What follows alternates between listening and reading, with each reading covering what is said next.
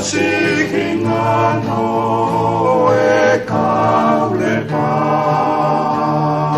o ngangatu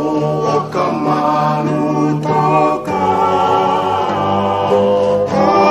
tongon se o elotofonua kabui e kolokakala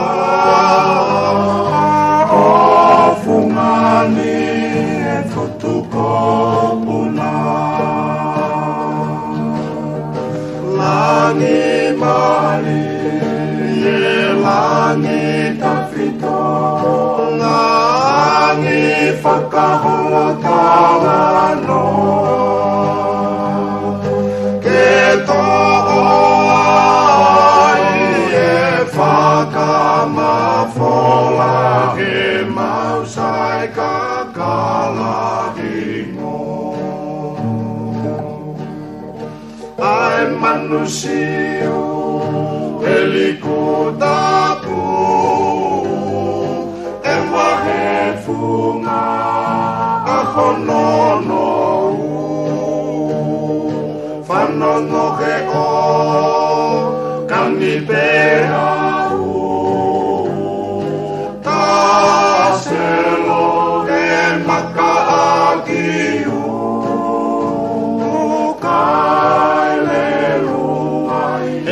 Manadu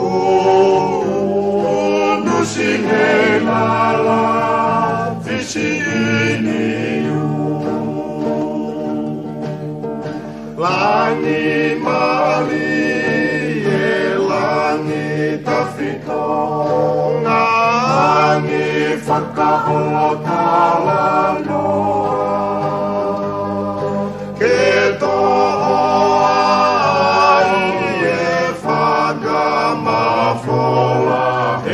Mausai kakalahingo Heki e malu Heki e taka Ne tahahau Ike moana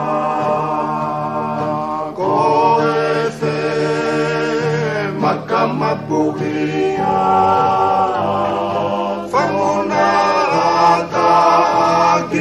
Moeaka